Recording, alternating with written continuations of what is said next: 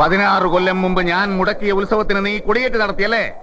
കൊളപ്പുള്ളിയപ്പനെ ജയിക്കാൻ നീ ഉയർത്തിയ കൊടി നീയായിട്ട് അഴിക്കുന്നോ അതോ ഞാൻ അഴിപ്പിക്കണോ?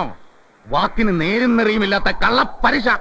ഞാൻ വന്നത് കണിമംഗലത്തെ പാവങ്ങൾക്ക് വേണ്ടി അപേക്ഷിക്കാനാണ്.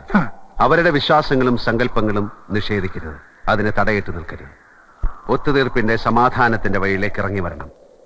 എല്ലാം ശുഭമായി അവസാനിക്കുന്ന ഒരു ദിവസത്തെക്കുറിച്ച് ഞാൻ ചിന്തിക്കുന്നുള്ളൂ. നീ ഒരു സൂത്രശാലിയായ കുറുക്കനാണ്. അപേക്ഷിക്കാൻ വന്നിരിക്കുകയാണല്ലേ? ആൽത്തറക്കാവിൽ കൊടിയേറ്റ് കഴിഞ്ഞാൽ 16-ാം നാൾ ഉത്സവം. അതാ കണക്ക്. കൊടിയേറ്റ് കഴിഞ്ഞാൽ ഉത്സവം നടക്കണം, നടന്നേ തീരൂ.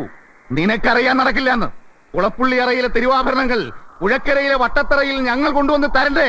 പ്രളയം വന്ന് സർവ്വതും നശിച്ചാലും നിനക്കറിയാം അത് സംഭവിക്കില്ല എന്ന്. അപ്പൊ നീ അടവ് മാറ്റി അപേക്ഷയുടെ പുതിയ ഭാഷയുമായി വന്നിരിക്കുന്നു. കണക്ക് പുറത്ത് പോ. തമ്പുരാൻ എന്ന് വിളിച്ച അതേ നാവ് കൊണ്ട് തന്നെ ചെറ്റെ എന്ന് വിളിക്കേണ്ടി വന്നതിൽ മനസ്താപമുണ്ട്. എടോ, അപ്പനെന്ന് പേരുള്ള തേർഡ് റേറ്റ് ചെറ്റെ, താൻ ആരാടോ? നാട്ടുരാജാവോ? തന്റെ ഈ കളരിയും മർമ്മവിദ്യയും തരികട നമ്പറുമെല്ലാം ചെലവാവും ഇവിടുത്തെ പാവം ജനങ്ങളുടെ അടുത്ത്. ഇത് ആള് വേറെയാ. കളി ഒരുപാട് കണ്ടവനാ ഞാൻ. കൊടിയേറ്റ് നടത്തിയെങ്കിൽ ഉത്സവം ജഗന്നാഥൻ നടത്തും.